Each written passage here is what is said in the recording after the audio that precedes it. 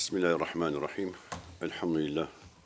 Wassalatu wassalamu ala rasulillah. Ndërra kryesi, të ndërra vëllezër dhe motra, ju përshëndes gjithëve me përshëndetjen e ngrohtë islame. Assalamu alaikum wa rahmatullahi wa barakatuh. Paqja, mëshira dhe begatit e Zotit qofshin mbi ju.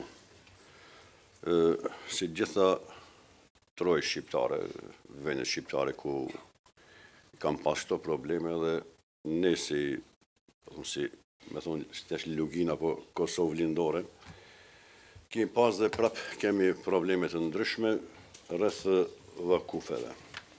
Por si do qoftë, vakufet janë një emanet, të cilët të parët tanë ka dhënë atë më të shmueshmën, dhe normal që kur të lihet emaneti ajo duhet me urujt nga ne si prisa fetar apo sidomos nga bashkësitë fetare islame. Unë kam përgatit, do të mundon të jem sa më i shkurtë, profesor Sedati përmendi këto kanë kuptimin dhe rëndësia juridiko-fetare e vakufit, këtu do të përmësimi marrë shumë kohë. Do të qëllimi i studimit pse duhet të analizohen vakufet e Bianosit. Vakufet përbëjnë një bërim të shmuar për të kuptuar historinë e Bianosit dhe zhvillimin e tij shoqëror që nga periudha osmane e deri në ditët e sotme. Ato dëshmojnë praninë e hershme të popullsisë muslimane, dinamika socio-ekonomike e historike, strukturën fetare dhe kulturore të rajonit dhe nëpërmjet vakufeve mund të shohim se si komunitetet së kaluarës kanë organizuar jetën ekonomike dhe fetare. Vakufet ndër të tjera kanë qenë institucione kyçe në ndërtimin e xhamive, mektebeve, shkollave dhe urave, po ashtu ka qenë institucion kyç në zhvillimin e solidaritetit shoqëror dhe mbështetjen e të varfërve, udhëtarëve dhe jetimëve. Konteksti historik, zhvillimi i Bianosit dhe roli i tij në formimin e vakufeve. Unë para se me i këtu nuk muj me kalu, me him drejt në vakufet e Bianosit, sepse Bianosi ka qenë në qeverisjen e qytetit të Vranjës dhe do të hy pak në historikun e Vranjës. Sanxhaki i Vranjës ka qenë njësi e rëndësishme administrative Perëndisë Osmane nga fundi i shekullit të 14 e deri në vitin 1878. Ky territor përfshin qytetet në nahijet kryesore: Vranjë, Bianos, Preshev, Tërgovish, Leskovë dhe disa fshatra të Karadakut. Qëndrimi i bashkësive fetare islame përkatësisht ndaj muslimanëve ishte i kushtëzuar nga e kaluara e rëndë dhe ndjenjat negative. Ata e identifikonin veten në Perëndinë Osmane dhe ishin të gatshëm të mbaronin atë.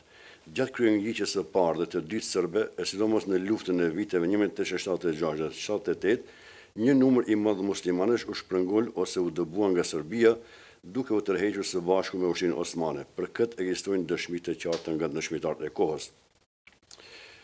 Andre Kniçanin, një pjesëmarrës në këtë luftë, në kujtimet e tij shkruan për datat 19 të tmerrshme, 31 janar të 1878, se sapo u përhap i lajmi se ushtria do të braktiste Vranjën dhe do të dorëzonte qytetin palës tjetër, domosdoshmë serbëve, të gjithë turqit, muslimanët me prejara slave dhe shqiptare kishin mbledhur me nguti gjithçka që munden dhe u nisën drejt jugut në drejtim të Bianosit, Kumanovës dhe Shkupit.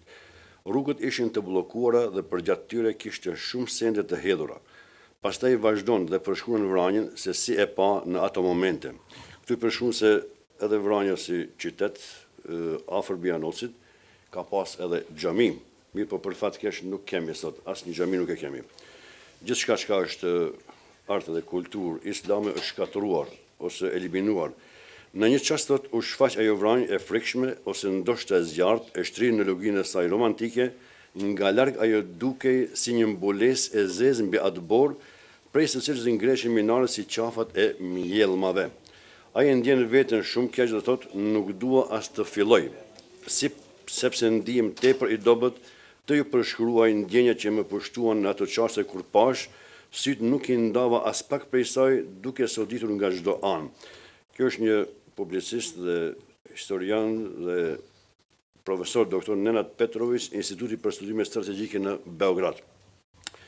Ajo përshtypje dhe ajo pamje nuk do të më fshihen kurrë nga zemra, thotë, më pas dëshmitari tregon se si e takoi kolonelin Niça, i tërbuar nga kaosi, shtëpitë digjeshin, plaçkitje, tinguj muzike dhe gjaku i ngrohtë që përzihej me verën e rakisë së ftohtë.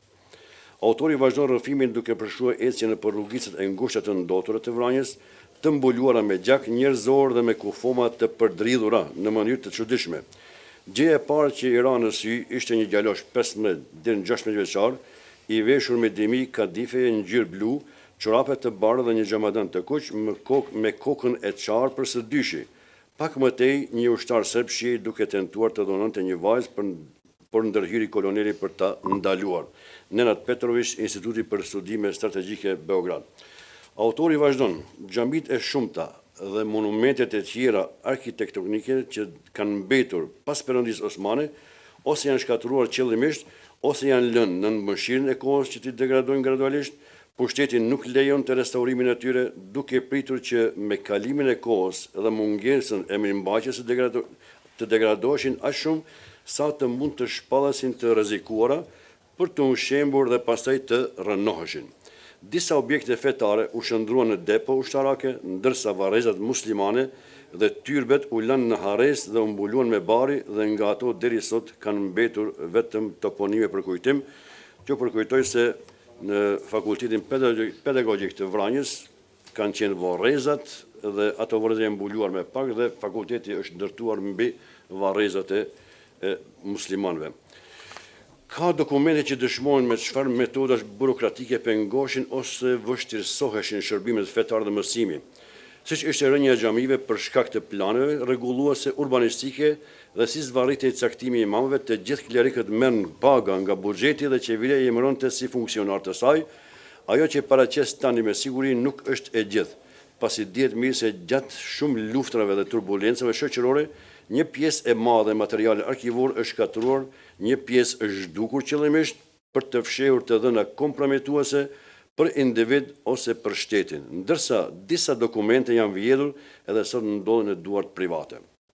Këtu autori një pjesë të fajt IAL edhe kishës dhe thot, me siguri kur të rregullohet dhe nëse do të jetë i qasshëm për të gjithë e jo për të zgjedhur, Arkivi i Kishës Ortodokse Serbe do të përmbajë gjithashtu të dhëna të tjera të rëndësishme për këtë temë. Dokumentet që paraqes këtu janë përveç fondit të tashëm të përmendur MPSC dhe nga fondi i Ministrisë së Punëve të Brendshme, nga dega policore, dokumentet i paraqes në rend kronologjik përveç atyre që janë të lidhura tematikisht ose territorialisht. Datat janë lënë sipas kalendarit të vjetër dhe nuk kam kryer korrigjime drejtshërimore apo gjyqësore. Këto janë fjalët e Nenad Petrović, Instituti për Studime Strategjike Beograd. Në Vranjë njerëzit më të moshuar dikur e quanin një pjesë të qytetit varreza turke, zona ku sot ndodhen parku, gjimnazi dhe fakulteti pedagogjik. Por ky toponim është zhdukur. Deri sot kanë mbijetuar toponime për disa lagje apo mahalla, si Tyrbe, Kapela, Varrimi ose të ndonjë personaliteti lart osman, Teqe Hasanbir, Hani Hasanit ose Prone Hasanit, Sarajina, sipas vendit ku dikur ndodhej saraj i ndonjë feudali turk. Po ashtu edhe sot kisha e Shën Petkës njihet më shumë si xhami me kryq, xhamia e kryqëzuar, sepse u ngrit mbi rrënojet e një xhamie mbi të cilën pas vitit 1878 u vendos një kryq, po ashtu e marrë nga Nenad Petrović, Instituti për Studime Strategjike Beograd. Për mos të vazhdu me të mos më marko, do të hyj në vakëfet në Bujanoc. Bujanoci konsiderohet si një vendbanim i lashtë. Dokumentet mesjetare serbe e përmendin që në vitin 1381 për disa shekuj ishte një fshat i vogël sipas deftereve osman. Në vitin 1519 aty kishte 32 shtëpi, ndërsa regjistrimi i popullsisë i vitit 1570 tregon se numri i tyre ishte rritur më 43. Deri në Kongresin e Berlinit në vitin 1878 Bujanoci ishte zhvilluar në hijen e Vranjës, rritjen ekonomike dhe tregtare arritën në gjysmën e dytë të shekullit 19 dhe gjatë kësaj periudhe popullsia u rrit dukshëm. Me vendosjen e kufirit serbo-turk në Ristoc, çdo veprimtari fitimpruese për Vranjën u transferua në Bujanoc. Qeveria e Mbretërisë Serbe më 23 janar 1914 e shpalli Bujanocin si qytet sipas Stojadin H. Stojanović, i cili i citon gazetat zyrtare serbe të kohës. Në vitin 1884 në Bujanoc u ndërtua një xhami e re e njohur sipas disa burimeve si Çarshijska xhamia dhe një teqe. Xhamia u ngrit në qendër të qytetit dhe u ndërtua nga Zaim Aga, një muhaxhir nga Vranja dhe pronar i disa çiftlikeve në Levosov dhe Radovnis, komuna e Tërgovishtës, si dhe me rrethinën e Preshevës. Ta bësh pak për mbledhje se veç ka kaluar koha. Okej. Ish përfundimet nëse mundesh. Mirë, sfidat aktuale të vakëfëve në Bujanovës. Në komunën e Bujanovës ekziston vetëm një xhami për shqiptarë dhe dy për komunitetet rom. Në vitin 2019 dhe 2020, xhamia ku qëndronte në qendër të qytetit ka qenë një vend bosh, nuk i zbrazët, deri në vitin 2000 në atë vend nuk është ndërtu asgjë. Prej vitit 2000 është ndërtu, në vendin e xhamisë është ndërtu një objekt nga njerëzit privat dhe tash është pronë private. Gjithashtu afër xhamisë ka ekzistuar një teqe, se gjithmonë ku kanë ekzistuar xhamit, kanë ekzistuar edhe teqet. Edhe ajo teqe është në vendin e teqes është një fabrikë gumoplastika, që edhe ajo është konfiskuar. Përfundim, vakufet e Bujanosit përbën një pjesë të rëndësishme të trashëgimit islam dhe të identitetit historik të kësaj treve. Ato kanë shërbyer si institucione fetare, arsimore dhe sociale. Edhe pse shumica e vakufeve janë konfiskuar nga pushtetet e ndryshme, ndikimi i tyre në shoqërinë lokale mbetet i dukshëm. Ringjallja e tyre të paktën në nivel kulturor dhe identitar është thelbësor për mirëqenien dhe organizimin e Komunitetit Musliman të Bujanovës. Faleminderit për durimin.